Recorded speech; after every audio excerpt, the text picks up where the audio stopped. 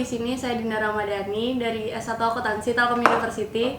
Saya ditugaskan untuk melakukan company visit untuk memenuhi tugas mata kuliah Sistem Informasi Akuntansi.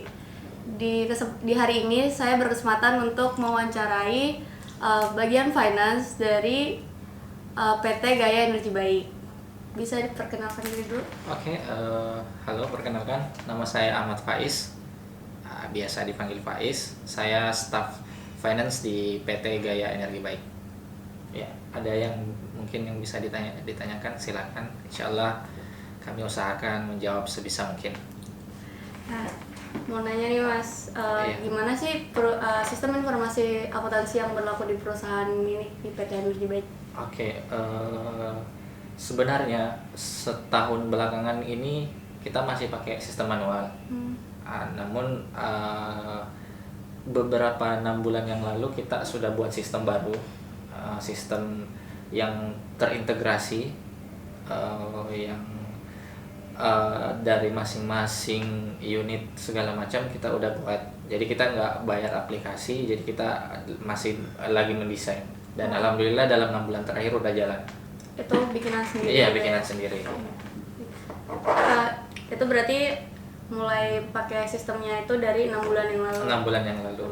Terus gimana sih perkembangannya? Kan sekarang katanya udah nyoba pakai sistem. Iya. Perkembangannya tuh kayak gimana? Kayak dari tahun segini pakai sistem ini gini. Awalnya kan namanya juga baru kan. Iya. Kita perlu pengenalan, pelatihan segala macam di setiap karyawan untuk setiap unit atau divisi setiap karyawan tahu cara penggunaan dari sistem ini.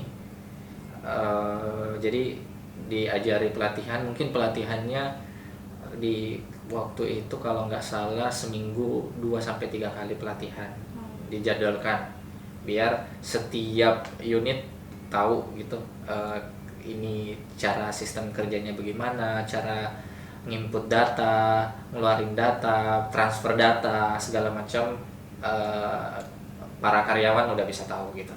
Latihannya 2-3 kali seminggu? Iya, seminggu pada saat pembuatan itu. Gitu.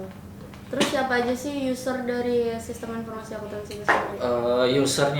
Usernya ada beberapa. Jadi ada bagian finance, ya kalau saya kebetulan juga pegang user finance. Terus tentunya di bagian SCM.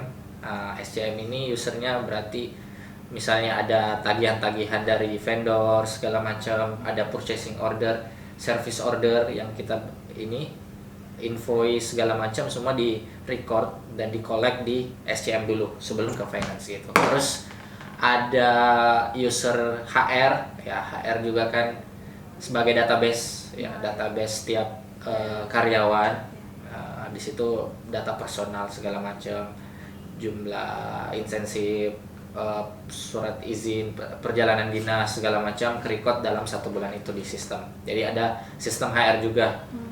Terus yang terakhir tentunya finance gabung juga sama bagian accounting. Jadi setelah ke finance langsung ke accounting buat nyatat proses audit dan proses pemotongan pajak. Misalnya ada pajak, dipotong pajak segala macam seperti itu. Berarti ada 4 ya usernya? Iya, kurang lebih ada 4. SCM, finance, HR, sama accounting. Iya. Finance dan accounting.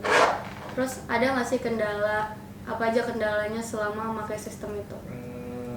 Karena sistemnya masih baru ya, jadi kadang masih sering servernya error gitu-gitu kan, masih ngebug segala macam, sering ngirim atau input data kadang nggak bisa, dan transfer filenya juga kadang ada kendala. Tapi tim IT kita udah berusaha semaksimal mungkin untuk mengupgrade seperti itu. Berarti itu solusinya dari tim IT? Iya, dari tim IT udah berusaha untuk memperbaiki. Itu alurnya gimana? Kayak misalnya dari accounting sendiri langsung ke IT atau ada? Setiap user kita buat report. Jadi setiap penggunaan itu kita buat report apa-apa aja kendalanya. Nanti reportnya itu nanti diberikan ke bagian IT. Di sini Mas Faiz menjelaskan beberapa siklus yang ada di PT Gaya Energi Baik. Untuk siklus yang pertama yaitu siklus pengeluaran. Untuk siklus pengeluaran yang ada di PT Gaya itu sendiri ada cukup banyak langkahnya. Yang pertama, Departemen Gudang melakukan permohonan pengiriman barang kepada Departemen SCM atau Supply Chain Management. Lalu selanjutnya, setelah disetujui, Departemen SCM melakukan pemberitahuan persetujuan pembelian kepada Departemen Gudang. Setelah mendapat persetujuan, Departemen SCM melakukan order pembelian disertakan dengan purchase order, quotation, dan kontrak kepada vendor atau pemasok. Untuk yang belum tahu, purchase order adalah dokumen yang dibuat oleh pembeli untuk menunjukkan barang yang ingin mereka beli dari pihak penjual. Purchase order juga merupakan sebuah kontrak yang membentuk kesepakatan antara pembeli dan penjual mengenai barang yang ingin dibeli oleh pihak pembeli. Sedangkan untuk quotation adalah kontrak kesepahaman harga antara pembeli dan penjual. Di dalam quotation tersebut akan ada terdapat jenis barang yang akan diperdagangkan beserta harganya. Setelah mendapat persetujuan tadi, Departemen SCM memberikan nota pembelian kepada Departemen Accounting, sedangkan nota penerimaan diberikan kepada Departemen Penerimaan Barang. Lalu vendor mengirimkan barang ke Departemen Penerimaan Barang dan Departemen Penerimaan Barang melaporkan nota penerimaan kepada Departemen SCM. Serta Departemen Penerimaan Barang melaporkan penerimaan barang ke Departemen Gudang. Setelah Departemen Gudang menerima barang, departemen ini melaporkan rincian-rincian barang kepada Departemen Accounting. Dan setelah vendor mengirimkan barang, vendor juga akan mengirimkan faktur dan invoice kepada Departemen SCM. Sebagai informasi tambahan, faktur merupakan sebuah rincian pengiriman barang yang mencatat daftar barang, harga, dan hal-hal lain yang biasanya terkait dengan pembayaran. Sedangkan untuk invoice merupakan dokumen yang digunakan sebagai bukti pembelian yang berisi jumlah pembayaran yang harus dibayar oleh pembeli. Setelah menerima faktur dan invoice, Departemen SCM memberikan kepada Departemen Accounting, yang selanjutnya oleh Departemen Accounting akan diajukan permintaan pembayaran kepada Departemen Finance. Dan Departemen Finance membayarkan sejumlah uang kepada vendor sesuai harga yang sudah dihitung oleh Departemen Accounting itu sendiri.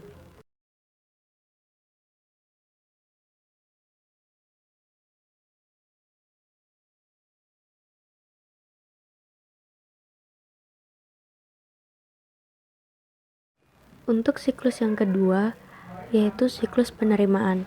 Siklus penerimaan yang ada di PT Gaya ini sendiri, langkah pertamanya yaitu dari customer melakukan order barang.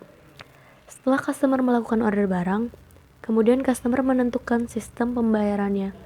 Ada dua sistem pembayaran yang diterima di PT Gaya ini, yaitu tunai ataupun kredit. Jika tunai, maka uang dari customer akan langsung masuk ke dalam rekening Bank Gaya.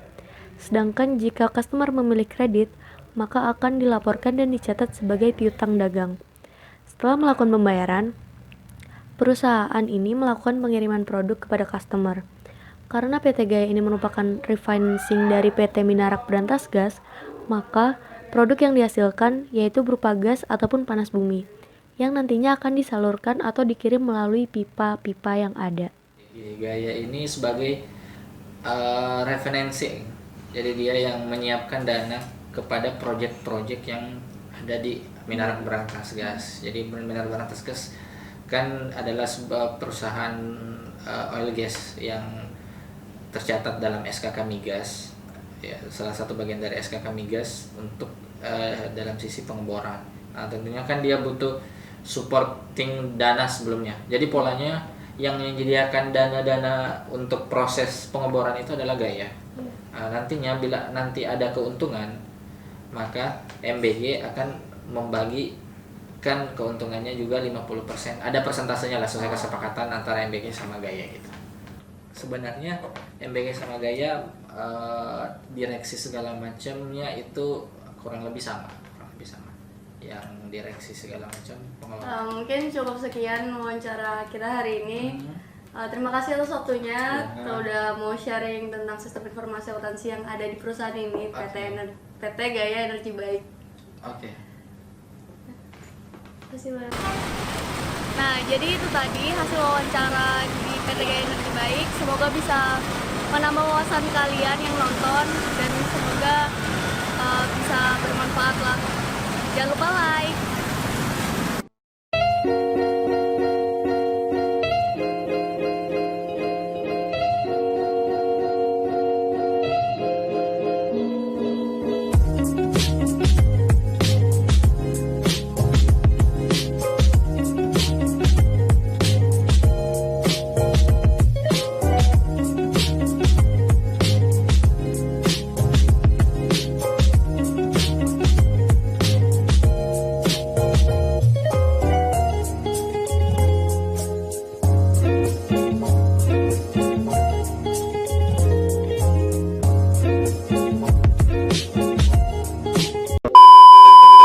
Apa yang mau ditanyain? Bentar, Oh. nggak yakin ngeblur atau enggak. Eh, Kok gelap sih? Gelap nggak sih? ya udah. Hah? Iya, nggak terlalu sih. Ini lampunya bisa nyalain lagi.